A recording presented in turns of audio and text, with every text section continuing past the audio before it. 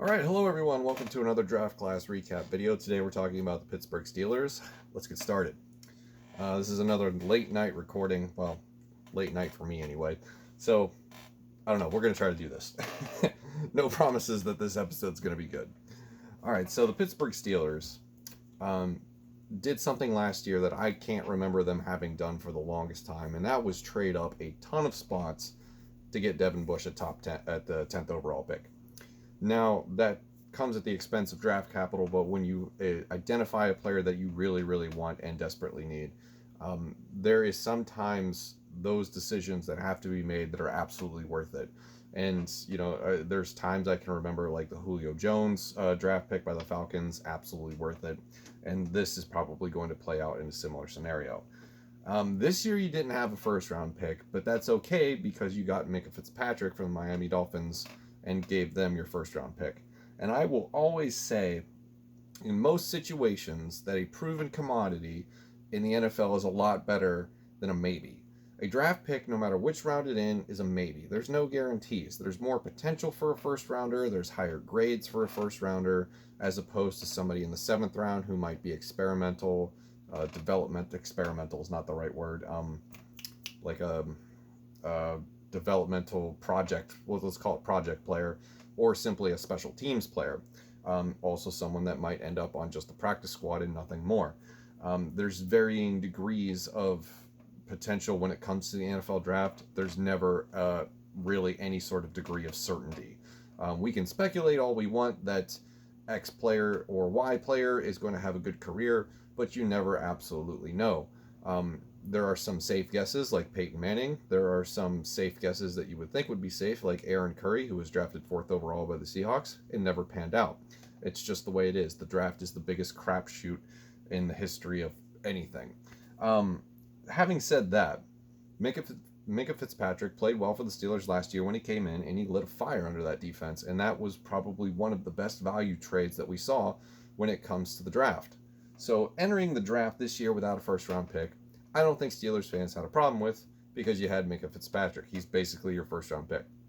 So, how did the Steelers handle the rest of their draft after a year with no Ben Roethlisberger, a myriad of uncertain and not very good play at quarterback? Well, let's begin. Round 2, pick 49, Chase Claypool, wide receiver from Notre Dame. This is a steal because I believe that he was pretty undervalued. And, well, I guess at 49, maybe it's not a steal. Maybe it's about where he should be. And this is one of those picks where, kind of like how I said in the New England Patriots recap, who am I to question Bill Belichick with what he does with his team? In this scenario, who am I to question the Pittsburgh Steelers when it comes to drafting wide receivers?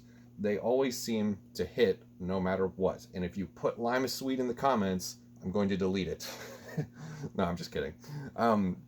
But their track record of drafting and developing wide receivers into absolute good commodities for the NFL is second to none, really.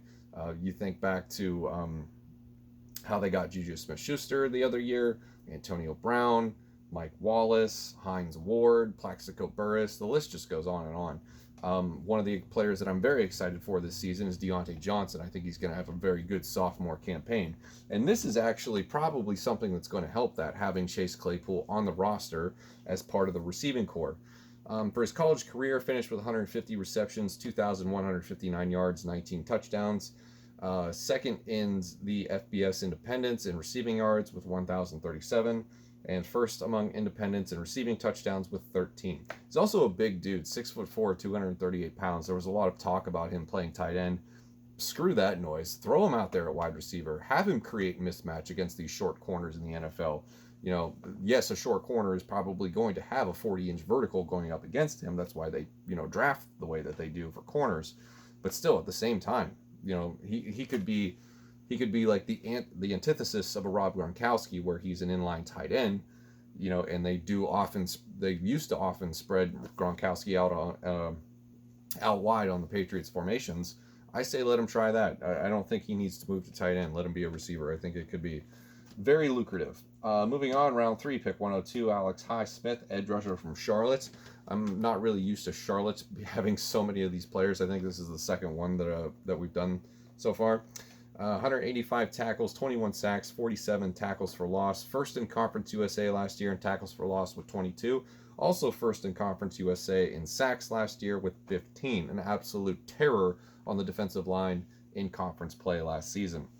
Alex Highsmith represents probably another piece of this defensive line puzzle in the trenches that is going to be absolutely necessary for them to achieve what they need to achieve, and that's get to a Super Bowl before Ben Roethlisberger retires. If you take a look at what the Eagles did a few years ago against the New England Patriots, having a front seven that was interchangeable and was able to rotate, stay fresh, and stay healthy, I think that could be and should be what the Steelers attempt to go with. There's also the question of whether or not Bud Dupree was a one-year wonder. I think he's probably going to be just as good next year, if not a little bit better. So they're probably hedging their bets against that, and Highsmith is absolutely great additional value and depth. Moving on to round 4, pick 124, Anthony McFarland, running back from Maryland.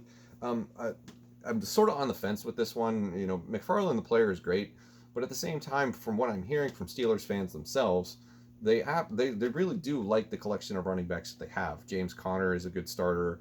Benny Snell is a great second-year player. I think he was a rookie last year anyway.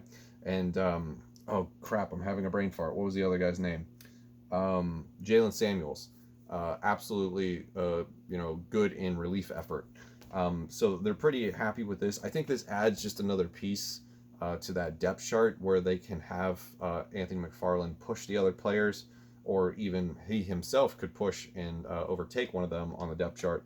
But at the same time, there's also this ticking time bomb of James Conner's ability to stay on the field and stay healthy. As a James Conner owner in fantasy football for the past 2 seasons, he's absolutely given me a lot of headaches where I have to sit him for multiple weeks because he can't stay healthy. So that could be, it's also, he's on a very cheap contract right now, and that's not going to last. And I don't think the Steelers have any interest, after having dealt with Le'Veon Bell, in paying a running back. So once James Conner rookie deal expires, I'm pretty sure he'll be gone for greener pastures. Moving on to round, oh wait, I almost forgot, McFarland's college career. 245 carries, 1,648 yards, 12 touchdowns in 2 seasons, 8th in the Big Ten in rushing touchdowns with 8 last year. 2 years ago in 2018, he had 7.91 yards per carry. That was good enough for 7th in the NCAA total. But last year it was only 5.4 in 2019. So something to keep an eye on. I'm not too up to speed on Maryland football, so I'm not exactly sure what the catalyst was for that impressive drop in yards per carry. Moving on to round 4, pick 135, Kevin Dotson, guard from Louisiana Lafayette. Another good, solid depth pick on the offensive line. Moving on to round 6, pick 198, Antwon Brooks Jr., safety from Maryland. I like this, keep dipping into the Big Ten, use this conference as a pipeline. 237 career tackles, 3.5 sacks, 27.5 tackles for loss, 4 interceptions, 9 passes defended. First in the Big Ten last year in solo tackles was 69. Nice. Moving on to round 7, pick 232, Carlos Davis, defensive tackle from Nebraska. Again, another Big Ten school. 125 tackles, 9.5 sacks last year, 16 tackles for loss. That is your Pittsburgh Steelers 2020 NFL Draft in a nutshell. Overall, and I didn't do my magnets, but I'll go ahead and do it now. Pick of jealousy. The pick that I'm most jealous of is probably Chase Claypool. I would absolutely love to have a big possession receiver on the Vikings offense. Do we have that right now? I don't know. Adam Thielen and Justin Jefferson are two wide receivers who do a lot of the same things. Maybe a different dynamic would be interesting. And the magnet of intrigue, the most intriguing pick I think here is probably going to be Anthony McFarland, because does it spell doom for the future of James Conner as far as being on this team goes? That remains to be seen. But I think the Steelers have a lot to consider, given that Ben Roethlisberger is on his way out the door. How long it's going to take is anybody's guess. He said he wants to play for another 2 years. I'd be impressed if he can manage that. He does have issues staying. Not issues staying healthy, but he does have an injury history that is cause for concern. And when you get up in there in age and the hits that he takes and how he extends plays with his body, maybe he doesn't have that anymore. But I'm hoping I'm wrong. So, Steelers fans, let me know how you like this draft in the comments below. Thank you very much for watching, and I'll see you in the next one. Skol.